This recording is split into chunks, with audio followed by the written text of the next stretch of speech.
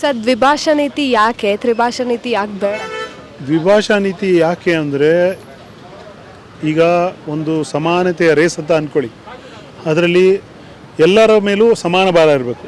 ಈಗ ಕೆಲವು ಅಂದರೆ ನಾರ್ತ್ ಎಲ್ಲ ರಾಜ್ಯಗಳು ಮತ್ತು ತಮಿಳುನಾಡು ವಿದ್ಯಾರ್ಥಿಗಳು ನಮ್ಮಲ್ಲೇ CBSE ಮತ್ತು ICSEಯಲ್ಲಿ ಓದೋ ವಿದ್ಯಾರ್ಥಿಗಳು ಕೇವಲ 5 ಲ್ಯಾಂಗ್ವೇಜಿಗೆ ಪರೀಕ್ಷೆ ಬರೆಯೋದು, ಅಂದರೆ 2 ಭಾಷೆ 3 ಸಬ್ಜೆಕ್ಟ್ಸ್ಗಳು. ಅದೇ ರಾಜ್ಯ ಪಠ್ಯಕ್ರಮದಲ್ಲಿ ಓದೋ ವಿದ್ಯಾರ್ಥಿಗಳು 6 ಭಾಷೆಗೆ ಬರೀತಾರೆ. ಅಂದರೆ ಅವ್ರ ಮೇಲೆ 5 kg ಭಾರ, ಇವ್ರ ಮೇಲೆ 6 kg ಭಾರ. ಅಲ್ಲೇ ಸಮಾನತೆಯ ಇದು ಹೋಯ್ತು. ಮತ್ತು ಒಂದು ಎಕ್ಸ್ಟ್ರಾ ಸಬ್ಜೆಕ್ಟ್ ಓದಬೇಕಾದ ಕಾರಣ ಉಳಿದ ಸಬ್ಜೆಕ್ಟ್ಗೆ ಕೊಡುವ ಸಮಯ ಮತ್ತು ಗಮನ ಎರಡೂ ಕಡಿಮೆ ಆಗುತ್ತೆ. ಅದರಿಂದ ಒಟ್ಟಾರೆ ಅಂಕಗಳಿಗೆ ಕಡಿಮೆ ಆಗುತ್ತೆ. ಒಟ್ಟಾರೆ ಅಂಕಗಳಿಗೆ ಕಡಿಮೆ ಆದಾಗ ಅವರ ಭವಿಷ್ಯಕ್ಕೆ ತೊಂದರೆ ಆಗುತ್ತೆ. ಒಳ್ಳೆಯ ಕಾಲೇಜಲ್ಲಿ ಸೀಟ್ ಸಿಗಲ್ಲ, ಒಳ್ಳೆಯ ಉದ್ಯೋಗಕ್ಕೆ ಹೋದಾಗ ಅದು ತೊಂದರೆ ಆಗುತ್ತೆ. ಹಾಗಾಗಿ ದ್ವಿಭಾಷಾ ನೀತಿ ಬೇಕು, ಸಮಾನತೆಗಾಗಿ ಬೇಕು, ವಿದ್ಯಾರ್ಥಿಗಳಿಗೆ ಒಳಿತಿಗಾಗಿ ಬೇಕು. ಸರ್ ಈಗ ನೀವು ಇಲ್ಲಿ ಅಭಿಯಾನ ಮಾಡ್ತಾ ಇದ್ರ, ಜನ ಪ್ರತಿಕ್ರಿಯೆ ಎಲ್ಲ ಹೇಗಿದೆ ಅಂತ? ಜನ ಈಗಾಗಲೇ ಇದಕ್ಕೆ 50,000 ಸೈನ್ ಆಗೋಗಿದೆ. ನಮ್ಮ ಪಿಟಿಷನ್ಗೆ ಅಭೂತಪೂರ್ವವಾದ ಪ್ರತಿಕ್ರಿಯೆ. 50,000 ಪಿಟಿಷನ್ನ ನಾವು ಆಲ್ರೆಡಿ ಮುಖ್ಯಮಂತ್ರಿಯವರಿಗೆ ತಲುಪಿಸಿದ್ದೀವಿ. ಇದು 1 ಲಕ್ಷದ ಗುರಿ ಇಟ್ಕೊಂಡು ಮಾಡ್ತಿದ್ವಿ. ಈಗಾಗಲೇ ಅದ್ಭುತವಾದ ಯಶಸ್ಸು ಇದಕ್ಕೆ ಸಿಕ್ಕಿದೆ. ಇನ್ನೂ ಇದನ್ನು ಮುಂದೆ ತಗೊಂಡು ಹೋಗ್ಬೇಕಂತ ನಮ್ಮ ಪ್ರಯತ್ನ. ಈಗ ತ್ರಿಭಾಷಾ ನೀತಿ ಅಂದಾಗ ನಮ್ಮ ರಾಜ್ಯಕ್ಕೆ ಇದು ಮಾಡೋದಾದ್ರೆ ಹಿಂದಿ ಕಲಿಯಬೇಕು ಅಂತ ಹೇಳ್ತಿದ್ದಾರೆ. ಹಿಂದಿ ಕಂಪಲ್ಸರಿನಾ? ಹಿಂದಿ ಕಂಪಲ್ಸರಿ ಮಾಡಬಾರ್ದು ಅಂತಲೇ ನಾವು ಹೇಳ್ತಿರೋದು. ಯಾಕಂದರೆ ಕರ್ನಾಟಕದಲ್ಲಿ ರಾಜ್ಯ ಭಾಷೆ, ಹೆಚ್ಚಿನ ಜನರ ಮಾತೃಭಾಷೆ ಕನ್ನಡ. ಇಲ್ಲಿ ಮುಖ್ಯವಾಗಿ ಕನ್ನಡ, ಜೊತೆಗೆ ಎಲ್ಲ ಹೊರ ಜಗತ್ತಿನೊಂದಿಗೆ ಸಂಪರ್ಕ ಸಾಧಿಸೋಕ್ಕೆ ಇನ್ನೊಂದು ಭಾಷೆ, ಸಂಪರ್ಕ ಭಾಷೆ ಇಂಗ್ಲೀಷ್. ಇವೆರಡು ಭಾಷೆ ಸಾಕು. ಭಾಷೆನೇ ಜ್ಞಾನ ಅಲ್ಲ, ಯಾವ ಭಾಷೆನೂ ಜ್ಞಾನ ಅಲ್ಲ. ಭಾಷೆ ಬೇಕಾದಾಗ ಅವರ ಅನುಕೂಲಕ್ಕೆ ತಕ್ಕಂತೆ 1 ತಿಂಗಳಲ್ಲಿ ಕಲ್ತ್ಕೋಬೋದು ಯಾವುದನ್ನಾದರೂ ಒಂದು ಮಟ್ಟಕ್ಕೆ ವ್ಯವಹಾರ ಮಾಡೋಕ್ಕೆ. ಅದನ್ನು ನಾವು 10 ವರ್ಷ ಮಕ್ಕಳಿಗೆ ಪ್ರತಿದಿನ ಓದಿಸಿ ಕಲಿಸ್ಬೇಕಾಗಿಲ್ಲ. ಅದ್ರ ಬದಲು ಅವ್ರಿಗೆ ಯಾವುದೋ ಒಂದು ಸ್ಕಿಲ್ ಕಲಿಸ್ಬೋದು, ಕಂಪ್ಯೂಟರ್ ಕಲಿಸ್ಬೋದು, AI ಕಲಿಸ್ಬೋದು. ಅವ್ರ ಜೀವನಕ್ಕೆ ಉಪಯೋಗಿಸೋದನ್ನು ಕಲಿಸ್ಬೇಕು ನಾವು. ಇದರಿಂದ ಉದ್ಯೋಗ ಅವಕಾಶಗಳು ಯಾವ ರೀತಿ ವಂಚಿತರಾಗ್ತಿದ್ದಾರೆ ಸರ್ ನಮ್ಮ ರಾಜ್ಯದವರು? ಹಿಂದಿನೇ ನಮಗೆ ಎಲ್ಲ UPSC ಎಕ್ಸಾಮ್ಸ್ ಥರದ್ದು ಅಥವಾ ರೈಲ್ವೆ, ಬ್ಯಾಂಕಿಂಗ್ ಎಕ್ಸಾಮಲ್ಲಿ ನಮ್ಮ ಭಾಷೆಯಲ್ಲಿ ಬರೆಯುವಂಥ ಅವಕಾಶ ನಮಗಿಲ್ಲ. ಅಲ್ಲಿ ಏನಾಗುತ್ತೆ, ಅಡ್ವಾಂಟೇಜ್ ಹಿಂದಿ ಮಾತೃಭಾಷೆ ಇದ್ದವರಿಗೆ ಅವ್ರು ಹಿಂದಿಯಲ್ಲಿ ಬರೆದ್ಬಿಟ್ಟು ಅವರು ಈಸಿಯಾಗಿ ಪಾಸ್ ಆಗ್ತಾರೆ. ಆದರೆ ಬೇರೆ ಭಾಷೆ, ಪ್ರಾದೇಶಿಕ ಅಥವಾ ಬೇರೆ ರಾಜ್ಯಗಳ ಭಾಷೆಯಲ್ಲಿ ಬರೆಯುವ ಅವಕಾಶ ಇಲ್ಲದ ಕಾರಣ ನಾವು ಇಂಗ್ಲೀಷಲ್ಲಿ ಬರೀಬೇಕಾಗತ್ತೆ. ಇಂಗ್ಲೀಷ್ ಎಷ್ಟೇ ಅಂದರೂ ನಮಗೆ 2ನೇ ಭಾಷೆನೇ, 1ನೇ ಭಾಷೆ ಅಲ್ಲ ಅದು. ಹಾಗಾಗಿ ಅಲ್ಲಿ ನಮ್ಮ ಅಂಕಗಳಿಕೆ ಕಮ್ಮಿ ಆಗುತ್ತೆ, ನಮಗೆ ಅವಕಾಶಗಳು ಕಮ್ಮಿ ಆಗ್ತವೆ. ನಿಮ್ಮ ಪ್ರಕಾರ ಅಂದರೆ ಪ್ರಾದೇಶಿಕ ಭಾಷೆಗಳಲ್ಲಿ ಸೆಂಟ್ರಲ್ ಎಕ್ಸಾಮ್ಸ್ ಕೊಡಬೇಕು, ಎಲ್ಲ ಅವಕಾಶಗಳು ಸಿಗಬೇಕು. ಪ್ರತಿ ರಾಜ್ಯದ ಭಾಷೆಗಳಲ್ಲಿ ಏನೇನು ಅವಕಾಶ ಇದೆಯೋ, ಒಟ್ಟಾರೆ ನಮ್ಮ ಒಕ್ಕೂಟ ವ್ಯವಸ್ಥೆಯಲ್ಲಿ ಏನೇನು ಅವಕಾಶ ಇದೆಯೋ ಪ್ರತಿಯೊಬ್ಬನಿಗೂ ಸಮಾನವಾಗಿ ಸಿಗಬೇಕು. ಯಾರೋ ಲಕ್ನೋದಲ್ಲಿ ಒಬ್ಬ ತನ್ನ ಮಾತೃಭಾಷೆಯಲ್ಲಿ ರೈಲ್ವೆ ಎಕ್ಸಾಮ್ ಬರೀತಾನೆ, ಬ್ಯಾಂಕಿಂಗ್ ಎಕ್ಸಾಮ್ ಬರೀತಾನೆ ಅಂದರೆ ಬೆಂಗಳೂರಲ್ಲೂ ಕೂಡ ಒಬ್ಬ, ಮೈಸೂರಲ್ಲೂ ಕೂಡ ಒಬ್ಬ ತನ್ನ ಮಾತೃಭಾಷೆಯಲ್ಲಿ ಬರೆಯೋಂಗಾಗುತ್ತೆ.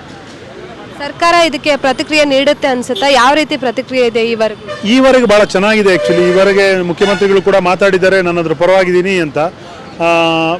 ಒಂದು ಹೊರಗಡೆ ಸಮಾಜದ ವಲಯದಲ್ಲೂ ಕೂಡ ಪಾಸಿಟಿವ್ ಆಗಿ ಪ್ರತಿಕ್ರಿಯೆ ಇದೆ. ಬಹುಶಃ ನಾವು ಇದರಲ್ಲಿ ಗೆಲ್ಬೋದು ಅಂತ ನಮ್ಮ ನಂಬಿಕೆ ಇದೆ. ಸರ್ ಈಗ ಇಲ್ಲಿ ಇರೋರಿಗೆ ನಮ್ಮ ಕನ್ನಡದವರು ಹೋಗಿ ಹಿಂದಿ ಎಲ್ಲ ಮಾತಾಡಿಸಿ ನಾರ್ತ್ವ್ರನ್ನ ಹಿಂದಿ ಎಲ್ಲ ಮಾತಾಡಿಸ್ತಾರೆ ಸರ್. ಅವ್ರಿಗೆ ಕನ್ನಡ ಕಲಿಯೋದಕ್ಕೆ ಅವಕಾಶ ಮಾಡಿಕೊಡೋದಿಲ್ಲ ಅಂತ ಅವ್ರಿಗೆ ನೀವೇನು ಹೇಳ್ತೀರಾ? ಅದೇ, ಅವರಿಗೆ ಸ್ವಲ್ಪ ಅಭಿಮಾನ ಬೆಳೆಸ್ಕೊಳ್ಳಿ.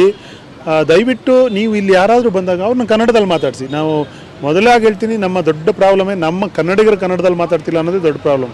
ಬೇರೆಯವ್ರ ಮೇಲೆ ದೂರಕ್ಕಿಂತ ಇಲ್ಲಿ ಬಂದವ್ರ ಹತ್ರ ನಾವು ಕನ್ನಡದಲ್ಲಿ ಮಾತಾಡಿದರೆ ಅವರಿಗೆ ಕನ್ನಡ ಮಾತಾಡುವ, ಕನ್ನಡ ಕಲಿಯುವ ಅನಿವಾರ್ಯತೆ ಸೃಷ್ಟಿ ಆಗ್ತಿತ್ತು. ಆ ಅವಕಾಶನೇ ನಾವು ಕೊಡಲ್ಲ. ನಾವೇ ಹೋಗಿ ನಮಗೆ ಬರುವ ಹರಕು ಭಾಷೆಯಲ್ಲಿ ಮಾತಾಡ್ತೀವಿ. ನಾವು ಓದಾಡ್ತಾ ಇರ್ತೀವಿ, ಅವ್ರು ಕಂಫರ್ಟ್ ಇರ್ತಾರೆ. ಅದೆಲ್ಲ ಇಲ್ಲ. ನಮ್ಮ ಜಾಗದಲ್ಲಿ ನಾವು ಕಂಫರ್ಟ್ ಇರಬೇಕು, ಅವ್ರು ಓದಾಡೋ ಥರ ಆಗಬೇಕು ಮಾತಾಡುವಾಗ. ಅಟ್ಲೀಸ್ಟ್ ಇದು ನೀವು ಯಾಕೆ ಕಷ್ಟ ತಗೋತೀರಾ? ನಿಮ್ಮ ಭಾಷೆನ ಅವ್ರಿಗೆ ಕಲಿಸಿ, ನಿಮ್ಮ ಸಂಸ್ಕೃತಿನ ಅವ್ರಿಗೆ ಕಲಿಸಿ. ನಿಮ್ಗೊಂದು ಭಾಷೆ ಇದೆ, ನಿಮ್ಗೊಂದು ಸಂಸ್ಕೃತಿ ಇದೆ, ಅದನ್ನು ಕಾಪಾಡ್ಕೊಳ್ಳಿ ಅಂತ ಹೇಳ್ತೀವಿ. ಸರ್ ಈಗ ತ್ರಿಭಾಷಾ ನೀತಿ ಅಂದರೆ ತ್ರಿಭಾಷಾ ಕಲಿಯುವ ಮಕ್ಕಳಿಗೆ, ದ್ವಿಭಾಷಾ ನೀತಿ ದ್ವಿಭಾಷಾ ಕಲಿಯುವ ಮಕ್ಕಳಿಗೆ ಏನು ಡಿಫ್ರೆನ್ಸ್ ಕಾಣ್ತೀರಾ? ಡಿಫ್ರೆನ್ಸ್ ಅಷ್ಟೇ. ನಿಮಗೆ ದಿನಕ್ಕೆ ನಿಮ್ಮ ಹತ್ರ ಓದೋಕ್ಕೆ 5 ಗಂಟೆ ಇದೆ ಅಂದರೆ 5 ಭಾಷೆ ಓದೋನು 1 ಗಂಟೆ ಕೊಡ್ತಾನೆ ಒಂದೊಂದು ಸಬ್ಜೆಕ್ಟಿಗೆ. 6 ಇದೆ ಅಂದರೆ ಡಿವೈಡ್ ಮಾಡಬೇಕು, 55 ನಿಮಿಷ ಸಿಗುತ್ತೆ. ಅಂದರೆ ಒಂದು ಸಬ್ಜೆಕ್ಟಿಗೆ 1 ದಿನಕ್ಕೆ 10 ನಿಮಿಷ ಕಡಿಮೆ ಆಯಿತು ಓದೋದು. 10 ನಿಮಿಷ ಕಡಿಮೆ ಆಯಿತು ಅಂದರೆ ಏನರ್ಥ? ನಿಮ್ಮ ಮಾರ್ಕ್ಸ್ ಕಡಿಮೆ ಆಯಿತು, ನಿಮ್ಮ ಗಮನ ಕಡಿಮೆ ಆಯಿತು ಅರ್ಥ. ನಾವು ತ್ರಿಭಾಷೆ ಕಲಿತಿರೋದ್ರಿಂದ ಒಂದು ಭಾಷೆಯ ಪ್ರಾಬ್ಲಮ್ ಅಲ್ಲ ಇದು. ಉಳಿದ ಎಲ್ಲ ಸಬ್ಜೆಕ್ಟ್ ಮಾರ್ಕ್ ಮೇಲೂ ಕಡಿಮೆ ಆಗುತ್ತೆ. ಯಾಕಂದರೆ ದಿನಕ್ಕೆ 10 ನಿಮಿಷ ಕಡಿಮೆ ಆಯಿತು ನಾವು ಹಾಕೋ ಸಮಯ. ಸೊ ಒಂದು ಭಾಷೆಯ ವಿಷಯ ಆಗಿಲ್ಲ ಇದು, ಇಡೀ ಮಾರ್ಕ್ಸ್ ಕಾರ್ಡ್ ಕಡಿಮೆ ಆಗುತ್ತೆ. ನನ್ನದೇ ಎಕ್ಸಾಂಪಲ್ ತೊಗೊಂಡ್ರೆ ನನಗೆ SLCಯಲ್ಲಿ ಎಲ್ಲದರಲ್ಲೂ 80-90 ಬಂದಿತ್ತು, ಹಿಂದಿಯಲ್ಲಿ ಮಾತ್ರ 63 ಬಂತು. ಹಾಗಾಗಿ ನನ್ನ ಪರ್ಸೆಂಟೇಜ್ 5% ಕಡಿಮೆ ಆಗೋಯಿತು. ಆ ವಿಷಯ ಇದು. ಈಗ ಹಿಂದಿ ಇಲ್ಲ ಅಂದರೆ 5 ಸಬ್ಜೆಕ್ಟು, ಬೇರೆ ಸಬ್ಜೆಕ್ಟಿಗೆ ಗಮನ ಕೊಡ್ತಾರೆ, ಅಲ್ಲಿ 1-2 ಮಾರ್ಕ್ಸ್ ಜಾಸ್ತಿ ಬರುತ್ತೆ. ಈಗ ಸರ್ ಸುಮಾರು ಜನ ಹಿಂದಿಯಲ್ಲೂ ಹೆಚ್ಚು ಮಾರ್ಕ್ಸ್ ತೆಗಿತಾರೆ, ಆದರೆ ಅವ್ರಿಗೆ ಹಿಂದಿ ಬರೋದಿಲ್ಲ ಮಾತಾಡೋದು. ಹಿಂದಿಲಿ ಅದೊಂದೇನೆಂದರೆ ಬೇಕಂದರೆ ಲಿಬ್ರಲ್ ಆಗಿ ಮಾರ್ಕ್ಸ್ ಕೊಡೋದು ಒಂದು ನಡೆಯುತ್ತೆ ಹಿಂದಿ ಮತ್ತು ಸಂಸ್ಕೃತದಲ್ಲಿ, ಇರಲಿ ಅವ್ರು ಓದಲಿ ಅಂತ. ಅದು ಕೊನೆಗೆ ಏನು ಸಾಧಿಸ್ದಂಗೆ ಆಗಲ್ಲ, ಅದು ತೋರಿಕೆ ಅಷ್ಟೇ ಆಗುತ್ತೆ. ಅದಕ್ಕಾಗಿ ಬೇಕಾದಾಗ ನಾವು ಹಿಂದಿ, ನನಗೆ ಎಲ್ಲಾದರೂ ಲಕ್ನೋದಲ್ಲಿ ಕೆಲಸಕ್ಕೆ ಹೋದರೆ, ಡೆಲ್ಲಿಲಿ ಕೆಲಸಕ್ಕೆ ಹೋದರೆ ಖಂಡಿತ ನಾನು ಹಿಂದಿ ಕಲಿತೀನಿ. ನನಗೇನು ಹಿಂದಿ ಮೇಲೆ ದ್ವೇಷ ಇಲ್ಲ, ನಾನು ಹಿಂದಿ ಹಾಡು ಕೇಳ್ತೀನಿ, ಹಿಂದಿ ಸಿನಿಮಾ ನೋಡ್ತೀನಿ, ಹಿಂದಿ ಮೇಲೆ ದ್ವೇಷ ಇಲ್ಲ. ನಮಗಿರೋದು ಕಡ್ಡಾಯವಾಗಿ ನಮ್ಮ ಮೇಲೆ ಹೇರಿಕೆ ಮಾಡೋದ ಮೇಲೆ ಮಾತ್ರ ನಾವು ವಿರೋಧ ವ್ಯಕ್ತಪಡಿಸ್ತೀವಿ. ಸರ್, ಈಗ ಇಲ್ಲಿ ನಮ್ಮ ಬೆಂಗಳೂರಲ್ಲಿ ನಮ್ಮ ಕನ್ನಡದವ್ರಿಗಿಂತ ಜಾಸ್ತಿ ಬೇರೆ ರಾಜ್ಯಗಳವರೇ ತುಂಬಿಕೊಂಡಿದ್ದಾರೆ. ಇವರ ಪ್ರತಿಕ್ರಿಯೆ ನಿಮ್ಮ ಈ ಇದಕ್ಕೆ ಯಾವ ರೀತಿ ಇದೆ? ಅವರು ಅರ್ಥ ಮಾಡ್ಕೋಬೇಕು, ಇದು ಕರ್ನಾಟಕ, ಇದು ಕನ್ನಡದ ನೆಲ, ಇಲ್ಲಿ ಕರ್ನಾಟಕಕ್ಕೆ ಅಗ್ರಸ್ಥಾನ ಇರಬೇಕು ಅಂತ. ಅಂದರೆ ಈಗಲೂ ಕನ್ನಡದವರೇ ಜಾಸ್ತಿ ಇರೋದಿಲ್ಲ, ಕನ್ನಡಿಗರ ಸಂಖ್ಯೆನೂ ಜಾಸ್ತಿ ಆಗ್ತಿದೆ. ತೀರಾ ನಿರಾಸೆ ಪಡುವಂಥದ್ದೆಲ್ಲ ಏನಿಲ್ಲ. 40-50% ಹತ್ರ ನಾವು ಇದ್ದೀವಿ. ಉಳಿದವ್ರು ಯಾರೂ ಅಷ್ಟೇನಿಲ್ಲ, ಎಲ್ಲ ಸೇರಿದಾಗ ತಮಿಳರು ಒಂದು 10%, ತೆಲುಗವರು ಒಂದು 10%, ಹಿಂದಿಯವರು ಒಂದು 10% ಇರ್ಬೋದು. ಒಂದು ಭಾಷೆ ತಗೊಂಡಾಗ ನಾವೇ ಇರೋದು, ನಮ್ಮದೇ ರಾಜ್ಯ ಇದು. ಈ ಇತ್ತೀಚಿನ ದಿನಗಳಲ್ಲಿ ಒಂದು ಖುಷಿ ವಿಷಯ ಅಂದರೆ ಕನ್ನಡಿಗರ ಸಂಖ್ಯೆ ಬೆಂಗಳೂರಲ್ಲಿ ಜಾಸ್ತಿ ಆಗ್ತಿದೆ. ಆ ನೋಷನ್ನು ನಾವು ಅಲ್ಪಸಂಖ್ಯಾತರಾಗ್ತಿದ್ದೀವಿ ಅನ್ನೋದು, ಅದನ್ನೇ ಫಸ್ಟ್ ನಾವು ತೆಗೆದುಹಾಕಬೇಕು. ಈಗ ಕನ್ನಡದ ಕೂಗು ಜಾಸ್ತಿ ಆಗ್ತಿದೆ. ಇತ್ತೀಚಿನ ದಿನಗಳಲ್ಲಿ ನೀವು ನೋಡ್ಬೋದು, ಕನ್ನಡಕ್ಕೆ ಅವಮಾನ ಮಾಡಿ ಅಥವಾ ಕನ್ನಡಿಗರಿಗೆ ಯಾರಿಗೂ ಅವಮಾನ ಮಾಡಿ ಯಾರೂ ಸುಲಭಕ್ಕೆ ಹೋಗೋಕ್ಕಾಗಲ್ಲ. ಎಂತೆಂಥ ಪ್ರಕರಣಗಳನ್ನ ನೋಡಿದ್ವಿ.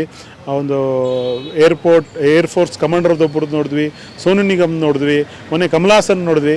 ಕನ್ನಡ ಇವಾಗ ತುಂಬ ಸ್ಟ್ರಾಂಗ್ ಆಗಿದೆ. ಕನ್ನಡ ದುರ್ಬಲನೂ ಅಲ್ಲ, ಅಲ್ಪಸಂಖ್ಯಾತನೂ ಅಲ್ಲ. ನಮ್ಮದಿದು ಕರ್ನಾಟಕದಲ್ಲಿ ಕನ್ನಡಿಗರೇ ಸಾರ್ವಭೌಮರು.